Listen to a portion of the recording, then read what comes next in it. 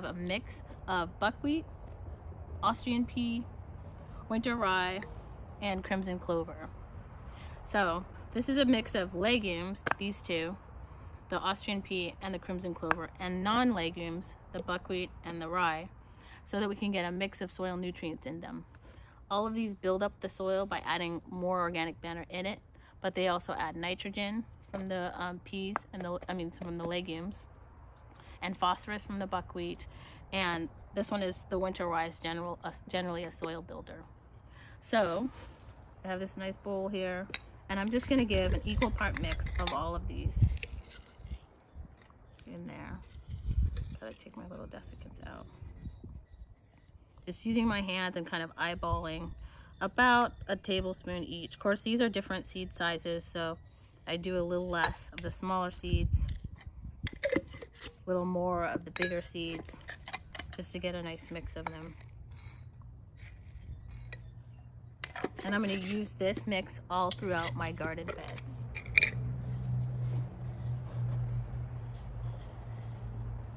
It's so interesting how differently these seeds look. Small, big, round, triangular shaped, oblong. These are all going to be growing through the late fall and winter here in Zone 9B where I am. And then some of them will persist through the frost, the first frost that we have somewhere around mid-December. And then some of them will die off, and the green parts of the plant will just die back into the soil, adding green manure to further enrich the soil content. But before I add these in, I have a soil amendment that I'm going to put on top.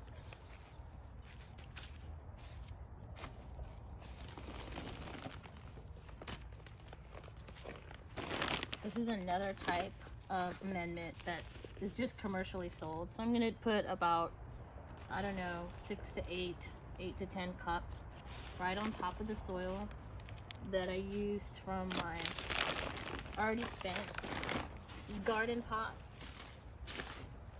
And I'm going to scratch that in about the first 2 inches of the soil, just using my fingers,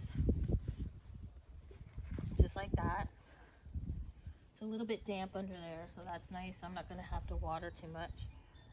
And then I'm going to take my hands and just kind of lightly broadcast these seeds on top of that mix, just like that. So I have a lot left for my next bed.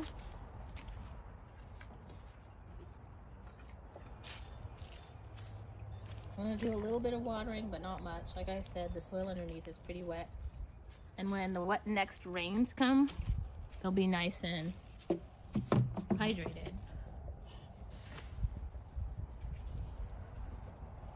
Then next I have a mix of shaved cedar and coconut coir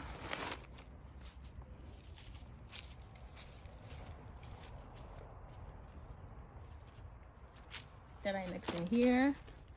Just using my hands, breaking up this brick of coconut coir apart. This is serving as a mulch on top of the garden bed. And what a mulch does, this is dry organic matter that's going to hold soil moisture inside the soil. It's going to keep birds and squirrels away from the seeds that I just planted inside the soil. And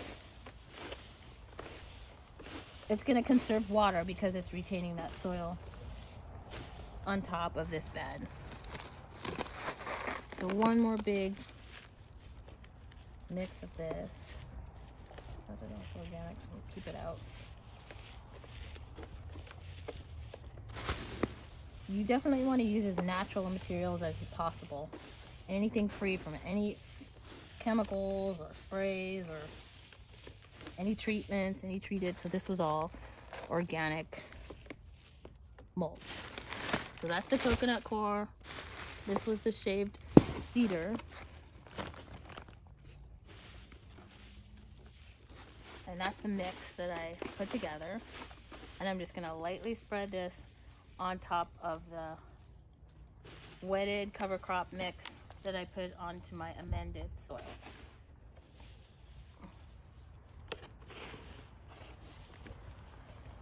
And I'm only spreading about a ½ inch to an inch on top of the seeds in the soil. Just enough to keep them from blowing away, from the birds or squirrels from getting them, and to retain the moisture already in the soil that will continue to be added as we get some rains.